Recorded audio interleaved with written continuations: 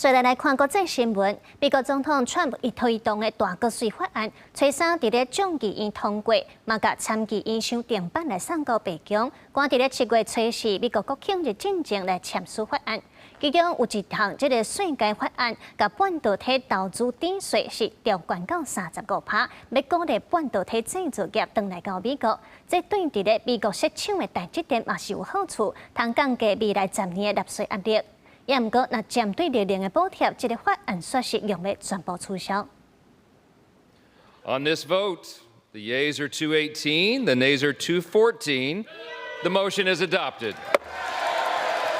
两个共和党的议员行过去民主党反对的迄边，可能才会付出正悬的政治代价。大国税法案由总统川普主导，党内无共的声音，伫川普施加压力了也无去。民主党众议院领袖杰弗瑞斯发言8点钟44分钟，打破众议院史上上长的演讲记录，延前投票的时间。这边表决对川普甲共和党来讲是重要的立法里程碑。I believe in America.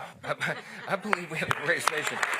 大国税法案其中一项税改法案是半导体投资底面调悬到35%，投资就会增加，它会就替美国创造很多优质的工作机会，包括像台积电这样的，而且对晶圆厂来讲，哇，有这样的投资机会，有这样的抵减的话，就很让很多的晶圆厂更愿意去美国投资。大俄美法案它同时也会对某些收入的人会降税，所以它这次降税的幅度高达是可以达到3.3兆美金的这样的幅度，降税加福利补贴的话，那对于美国来讲，这对于一边消费力会上来，一边投资又增加，资产负债表能够改善。这对伫美国设厂的台积电是利多，不过绿能的补贴差不多拢抬掉。可是对于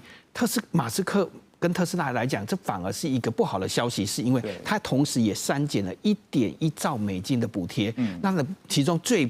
让马